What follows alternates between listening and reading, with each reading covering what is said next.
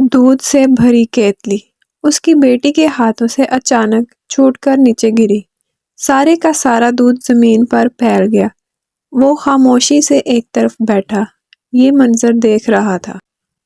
ایک لمحے کے لیے اس کے ذہن میں شکوہ پیدا ہوا، اے مالک، اس طرح کے چھوٹے بڑے نقصان ہم غریبوں کا مقدر ہی کیوں ہوتے ہیں؟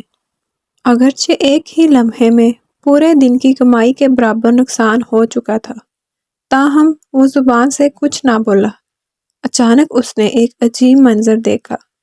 ایک بلی کہیں سے نمودار ہوئی اور اس نے زمین پر پھیلا دودھ چاٹنا شروع کر دیا۔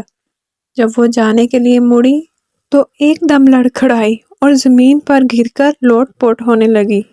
وہ بھاگ کر پہنچا، لیکن اس کے پہنچنے سے پہلے ہی بلی کی موت واقع ہو گئی۔ اسے صدمہ ہوا، یقیناً انجانے میں دودھ میں کوئی مہلک چیز شامل ہو گئی تھی۔ اچانک اسے خیال آیا کہ اگر یہ دودھ زمین پر نہ گرتا تو کیا ہوتا؟ فوراً رب کی بڑائی کا اسے احساس ہوا۔ یا رب، تیرے ہر کام میں کوئی نہ کوئی مصلحت پوشیدہ ہوتی ہے۔ ہم کتنے نادان ہیں کہ چھوٹے سے چھوٹے نقصان پر تقدیر کا گلہ کرنے لگتے ہیں۔